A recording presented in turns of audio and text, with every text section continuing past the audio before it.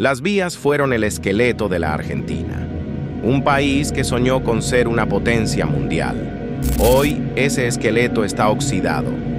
Pero más allá del desmantelamiento histórico y la corrupción evidente, existe un expediente de sucesos que desafían la lógica.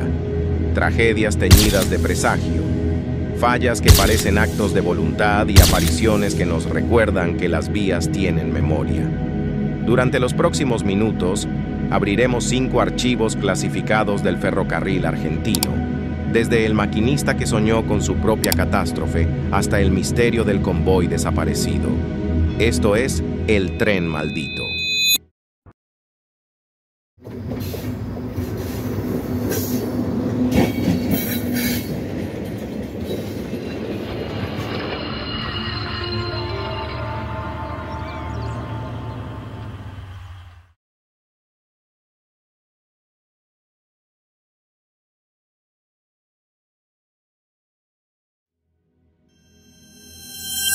Ocho meses después de la mega tragedia del 2012, la presión sobre la línea Sarmiento era insoportable. Cualquier incidente era magnificado, y ocurrió el 19 de octubre de 2013. La formación Chapa 5 colisionó nuevamente en la estación terminal de 11 de septiembre del ferrocarril Sarmiento, dejando 105 heridos. El maquinista, Julio Benítez. La investigación forense se centró en la velocidad excesiva de entrada y en la falla en la aplicación del freno de emergencia. Pero el caso se volvió un fenómeno psicológico cuando se encontró su blog personal. Benítez había escrito sobre su sueño más recurrente, verse a sí mismo sufriendo un grave accidente en la cabina. Este texto dio un giro a la causa. ¿Fue un fallo técnico o una descarga fatal de la presión psicológica insoportable? La fiscalía reveló que Benítez intentó robar el disco duro de la cámara de la cabina.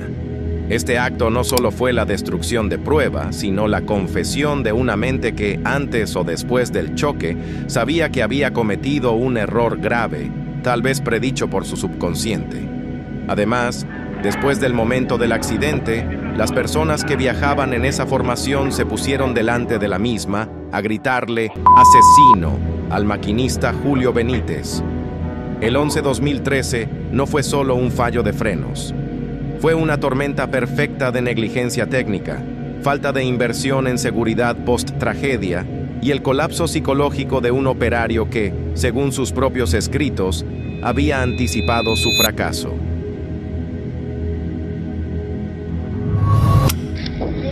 Todo, loco, me robaron todo, Vos no tenés la culpa, hermano. Vos no tenés la culpa. No tengo la culpa, no pude hacer nada, la madre no lo agarró.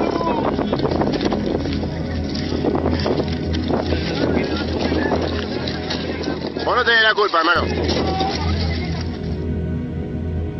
El caso que sigue no es una falla técnica oculta, sino una herida social expuesta. En la línea Roca, a la altura de Bosques, Florencio Varela, el abandono del Estado se mide en la vida de sus habitantes. En agosto de 2022, la vida de un niño de 4 años fue truncada por una formación. Los reportes indican que el niño se soltó de la mano de su madre e ingresó a las vías por un cruce no habilitado.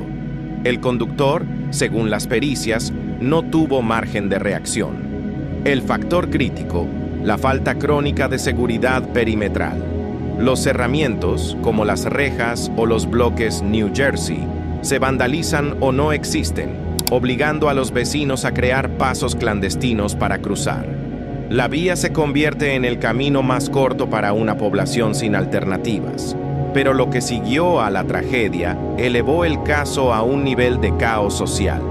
En lugar de procesar el dolor, los familiares y vecinos, desbordados por años de desidia y rabia, dirigieron su furia contra el único rostro visible del sistema: el maquinista.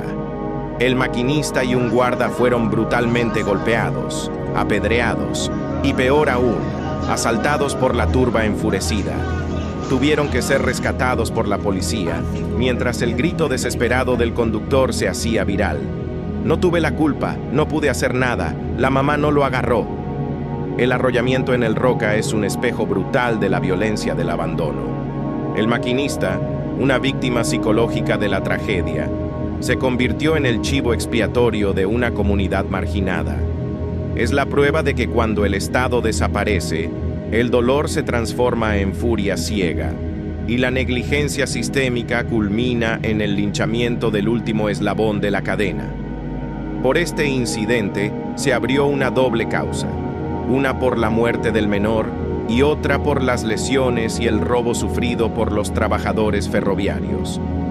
La vía de Bosques no solo fue el lugar de un arrollamiento, sino el escenario de un colapso social total.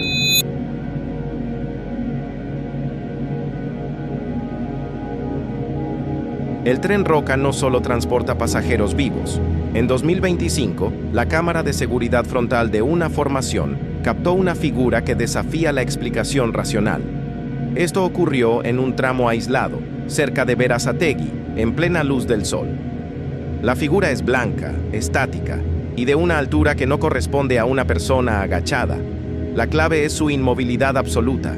Un ser vivo, al escuchar el tren, reaccionaría. La figura no lo hace. Los ingenieros buscan fallas en el lente o reflejos por la alta humedad, pero la explicación popular es más simple y oscura. Es el ánima ferroviaria, un espíritu de alguien que murió violentamente en ese tramo y cuya energía quedó pegada a los rieles. Más allá del debate paranormal, este caso es el reflejo de la carga emocional de las vías. La línea Roca es una de las que acumula más fatalidades. La gente necesita darle un rostro a la muerte constante. La figura blanca es la personificación visual de la tragedia silenciada.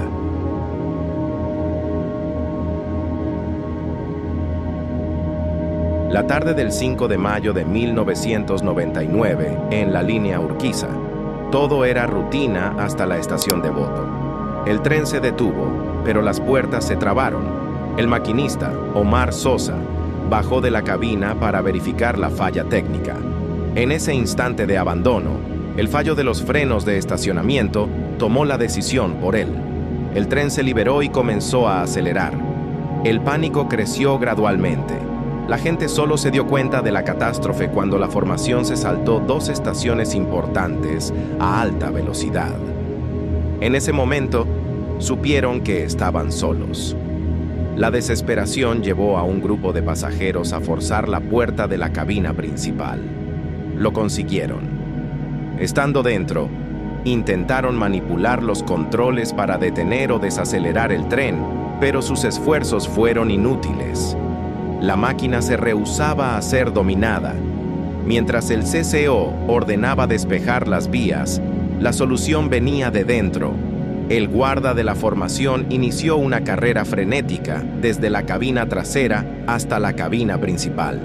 Una odisea de 7 kilómetros, atravesando el caos. Tras la heroica travesía, el guarda logró alcanzar los controles y detener la formación a salvo en la estación Martín Coronado. Su audacia evitó una catástrofe que el fallo de protocolo y el terror de los pasajeros no pudieron impedir. Este caso prueba que la máquina sin supervisión es un arma letal. La eficiencia del tren, circular a alta velocidad, se convierte en su mayor amenaza cuando pierde el control. Fue una falla técnica que desencadenó un acto de heroísmo, demostrando que la intervención humana, aunque desesperada, es el único freno real.